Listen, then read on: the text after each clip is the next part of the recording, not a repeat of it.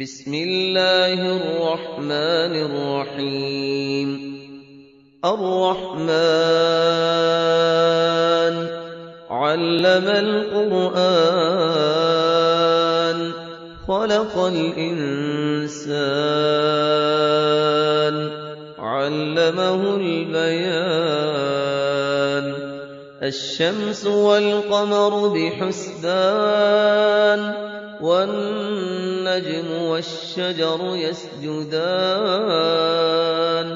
والسماء رفعها ووضع الميزان ألا تطغوا في الميزان وأقيموا الوزن بالقسط ولا تخسروا الميزان. والأرض وضعها للأنام فيها فاكهة والنخل ذات الأكمام والحب ذو العصف والريحان. فبأي آلاء ربكما تكذبان؟ خلق الإنسان من صلصال كالفخار وخلق الجان من مارج من نار. فبأي آلاء ربكما تكذبان؟ رب المشرقين ورب المغربين. فبأي آلاء ربكما تكذبان؟ مرج البحرين يلتقيان بينهما برزخ لا يبغيان. فبأي آلاء ربكما تكذبان؟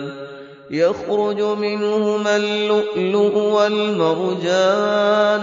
فبأي آلاء ربكما تكذبان؟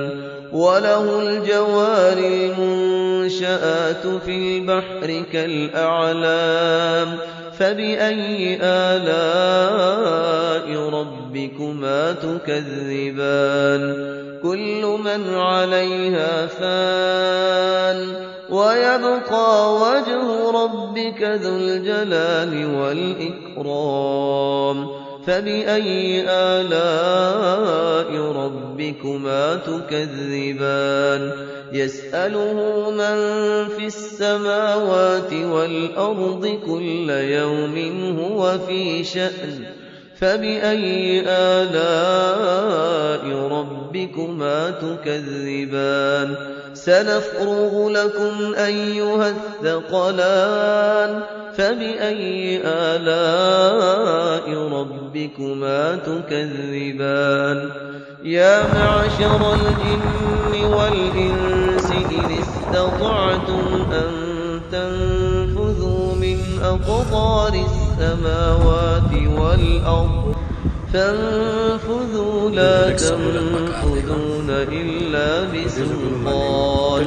فبأي آلاء ربكما تكذبان؟